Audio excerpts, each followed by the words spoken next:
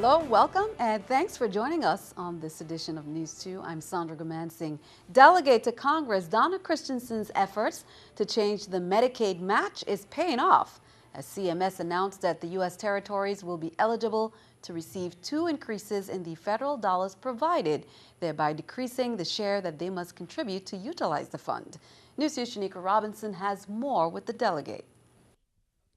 The Centers for Medicare and Medicaid Services, or CMS, announced that the U.S. territories will be eligible to receive 2 increases in the federal dollars provided, thereby decreasing the share that they must contribute to utilize the fund. Given a certain amount of information, we all would get a 2.2 percentage point increase in the federal match for all expenditures under Medicaid. So we started out at 50-50. In the Affordable Care Act in the House, we were able to change it to the lowest state rate, which would have been about 75-25, but we lost that in the Senate and ended up with a 55 federal, 45 territory match. The current FMAP is at 55%. However, newly eligible individuals who have been added to Medicaid as a result of the Affordable Care Act would benefit tremendously from the increase. The most important part is that for newly enrolled Medicaid beneficiaries who are enrolled because of the increase in Medicaid funding that the territory received from the Affordable Care Act, the federal government would provide a 78% match, requiring only a 22% match from the territory. As a result, the Virgin Islands and other territories should be able, if they provide the correct information, to increase the federal Medicaid assistance percentage. Local government has to provide the required information to be able to take advantage of that. So we're really urging them to move swiftly to make sure that we can take advantage of this change in the match. Even though the increase may not have been the full 100% that the delegate was hoping for, she still considers this a win for the territory. It's a great opportunity for us to not only spend less local dollars to provide care, but to also go even beyond where Commissioner Finch was thinking that he could go, make sure that more Virgin Islanders have insurance coverage through this program. Shaniqua Robinson reporting for News 2. Congresswoman Christensen is looking forward to further discussions on the improved implementation of the ACA in offshore areas when she meets at the Intergovernmental Affairs meeting next month. Senators passed a number of bills Tuesday during the first session for 2014. Among them, the lawmakers voted to override a number of bills vetoed by the governor that were part of an omnibus bill they passed late last year. News 2's Erica Parsons has more. The territory's first hate crime bill passed the 30th legislature Tuesday. Senators approved legislation that increases the penalties for crimes already on the books when those crimes are based on the victim's race, color, age, religion, nationality, ancestry, disability, sexual orientation, or gender. A bill adding the definitions for sexual contact and sexual conduct to the VI Code also passed Tuesday. Lawmakers didn't stop there. They passed a number of measures the governor struck down that were part of an omnibus bill passed in November. A bill to set aside $1 million annually for 4 years towards the purchase and development of nearly 200 acres in St. John got the green light. The bill directs the Waste Management Authority to construct a convenience center for the Coral Bay Park, preserve the ruins there, and establish a trust on 170 acres in Estate Carolina. The bill was nixed by the governor because he said he didn't think the central government should be involved in something Waste Management has the authority to do on its own. He was also concerned that the fund where the money would have to be allotted from is strained, but bill sponsor Senator Craig Barshinger said it's not. Another override was a measure that would give teachers more protection. Anyone convicted of knowingly assaulting an educator faces more fines and imprisonment. The governor vetoed the bill as vague and unclear, and one that could possibly be unconstitutional. Enforcement of a bill sponsored by Senator Jeanette Millen Young could generate as much as $20 million for the VI's treasury, she says. The lawmaker proposed more stringent enforcement of the 10% hotel occupancy tax. Young had vetoed it previously, saying it violated the separation of powers since it calls for hiring employees to investigate and collect hotel room taxes, but it too passed in an override. Erica Parsons, News 2. Numerous other measures passed the Senate Tuesday, including a bill to exclusively use the Enid Ball Library for archives and record management. Police on St. Thomas are investigating a first-degree rape that occurred about 8 a.m. on January 13th. The female victim told police she was completing her morning walk when an unknown male grabbed her from behind and sexually assaulted her. The incident occurred near an alleyway on Wimmelskov Gata in the area of Back Street. The 20-year-old victim told police she did not realize that anyone was following her until she was grabbed. She said the suspect was between 5'6" and 5'9" with a dark complexion and hairy arms and hands. He displayed a knife and threatened her with it. If you have any information, be sure to call police. A 40-year-old man is behind bars for the January 3rd murder of an Estate Thomas man. Akibo Thomas of Oswald Harris Court was arrested Tuesday and charged with the murder for the shooting death of Avery Hodge. Police Commissioner Rodney Carrod commended both officers and the community for the swift apprehension of Thomas, and he is urging the public to stay involved. For 2014, I'm asking for this full support of all of you, territory-wide, in passing on any information you may have on this murder or any murder or crime.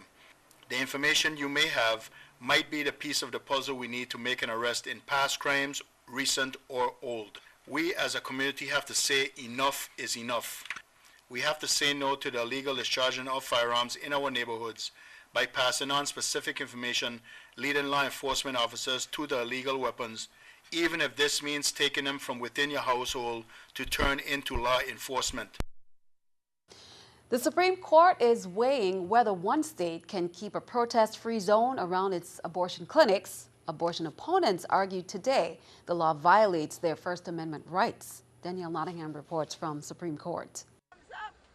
Anti-abortion activist Eleanor McCullen gave a thumbs up outside the Supreme Court after hearing the case she brought challenging a Massachusetts law.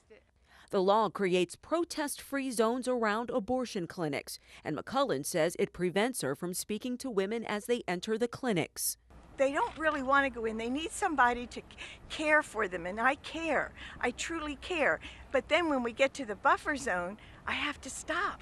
The buffer zone is marked with a yellow line painted near the entrance of clinics. It's about the length of a school bus and was put in place in 2007 in response to violent protests. During an hour of arguments, liberal Justice Elena Kagan said the law, quote, had its problems.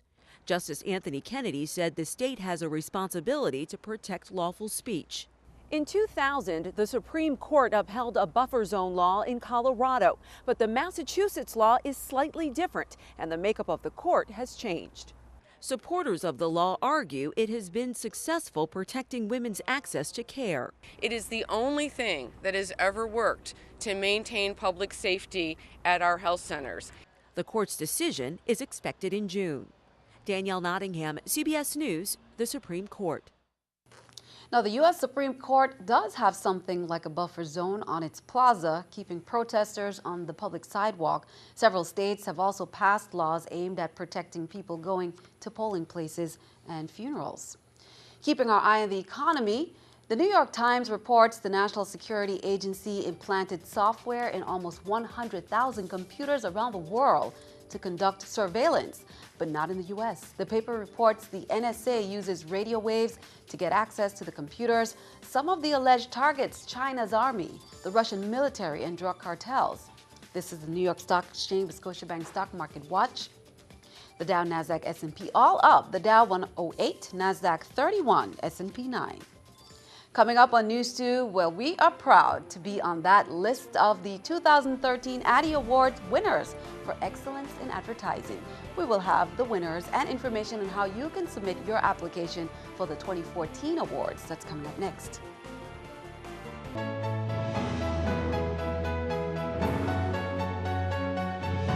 Receiving a check of $100,000 is a great way to start off the new year. And the University of the Virgin Islands had that privilege today as Hovensa presented them with a $100,000 check in support of students enrolled in process technology or other science, technology, engineering, and mathematics programs beginning with the fall 2014 semester. Hovensa supports the education here in the Virgin Islands, and the University of the Virgin Islands is a key component of that, and we wanted to contribute to the continuing education here in the Virgin Islands, to keep that education here in St. Croix, and to have the students benefit from their education here at the University of the Virgin Islands and use those skills and their degree here in the territory, in the community, and in the private sector. It is wonderful to receive a $100,000 gift from Hovenza at the beginning of 2014. This is an important gift, and it just demonstrates that the company is still committed to educational development and economic development here in the territory. In other news, the GERS board voted during a meeting to remove Austin Nibbs, who is the GERS administrator, as a member of the board. That meeting was held with Coastal International Airways, Inc., which is the parent company of Seabourn Virgin Islands. Jaime Lopez Diaz, treasurer, CFO of Seabourn Virgin Islands, was named as the replacement after Seabourn announced publicly in December that it would relocate its corporate headquarters from St. Croix to Puerto Rico. The GERS administrator demanded payoff of the loans and received the payoff amount of $4.1 million in December. Seabourn, however, is disputing around $186,000 for legal and financial consulting charges. Nibbs issued a final demand letter on January 14, 2014 for payment by close of business on January 17, or will take legal action. Meanwhile, Seabourn's president and chief executive officer Gary Foss was added to a list of the Caribbean's most interesting people, and Seabourn was selected as number 6 of the top 21 storylines to watch in 2014 by the renowned Caribbean Journal. The journal compiled a list entitled "Who Were the Newsmakers in 2013? Who were the people making a difference in the Caribbean in 2013? Seabourn recently announced its 16th airport destination in St. Martin, which will launch on March 1st and on December 18th. The announcement of plans to move its headquarters from St. Croix to Puerto Rico, committing to 400 jobs in Puerto Rico. The 2013 Addie Award results have just been compiled, and we here at CBS TV2 are pleased to announce we are among the top winner for top prize for Best in Television, a Gold Addie and Best in Television for Marriott's Spectacular Views, along with an additional Gold Addie for the Live Local, Buy Local campaign. And here's a look at some of the other big winners. Winners of the 2013 Addie Awards for Excellence in Advertising are in. The AAF-USVI Addie Awards is the first of a 3-tier national competition that includes over 200 clubs across the country. Local entrants vie for recognition by creating the very best advertising in their local markets.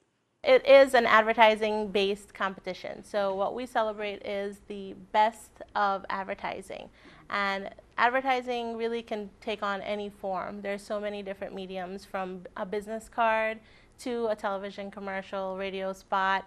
It can be a booklet. The awards are presented by the American Advertising Federation of the U.S. Virgin Islands, more commonly known as the Ad Club. And then it goes on to the district level. For us, that includes the Caribbean, the Virgin Islands, and Florida. So we're all part of that one district. All the winners from that point will then go on to the national level, which will represent every state in the entire country, including the Caribbean, and the winners at that point become the national champions. And here's a look at some of the big winners. Excellence in copywriting went to MLB Creative for their McDonald's Taste Buds 30-second radio spot. Excellence in photography went to a first-time entrant to the competition, FX Photography, for their portraits for the St. Thomas Stingrays swim team. The Donald Plants Award for Excellence in Television went to Innovative CBS TV2 for their spot titled Marriott's Spectacular Views, Frenchman's Reef Marriott and Morningstar Beach Resort. Scotiabank took home the Donald Plants Award for Excellence in Print with their Origami Eco Solutions brochure. MLB Creative was the biggest winner of this year's show with the Best in Radio for their Choice Wireless Cut the Cord jingle, Best in Interactive for their self-promotion website, and the top prize of them overall, Best of Show with the Caribbean Buzz Helicopters tourism campaign. Congratulations to all the winners, including some of my coworkers Shalimar Poole, Gary Anthony, Robin Taney, and Graciela Rivera for the Live Local Buy Local TV Award, and Stephen Blue and Richie Sturdivant for the Marriott Spectacular Views. You can go online to see a list of all the winners. You can call MLB Creative for more information or log on to the website. And don't forget, the deadline for the 2014 entries is this Friday, so be sure to get those entries in. Reverend Dr. Martin Luther King Jr. will be remembered with a peace march on January 20th at 2 p.m. from the Rothschild Francis Market Square to Emancipation Garden. All schools and civic organizations are invited. It's being presented by the distinguished gentlemen of the Alpha Phi Alpha Fraternity, Theta Epsilon Lambda Chapter. A short program in the Emancipation Garden is to follow that march. Now, some high school seniors who are recipients of the St. Thomas Hebrew Congregation's annual MLK Day celebration, they are Michaela Carty of VI Montessori School and the Peter Gruber International Academy, Marquise Brown of All Saints Cathedral School, Kiana Foy of Ivana Udoracan High School, Rodney Carrot of St. Peter and Paul Catholic School, Carol Liebert of Seventh-day Adventist School, Brianna Hairston of CAHS, and Juliana De Haas of Antilles School. Now, an event will be held at the synagogue on Friday at 6 p.m. Also, tennis players, you can join in the fun with the Martin Luther King Jr. Tennis Fun Day. All you need to bring is your rackets. That's at the Cruz Bay Public Courts at 10 a.m. You can contact Gilbert Sproul at 344-3556. Now, on August 28, 1963, Dr. Martin Luther King Jr. delivered his famous I Have a Dream speech at the Lincoln Memorial in Washington, D.C. We will share some excerpts from the historic speech and more. Be sure to tune in on News2 News2 on Monday, January 20th at 7 p.m. and 12 a.m. as we recognize the legacy of Dr. Martin Luther King right here on CBS TV2. Be sure to stick around. Your News2 AccuWeather forecast is coming up next.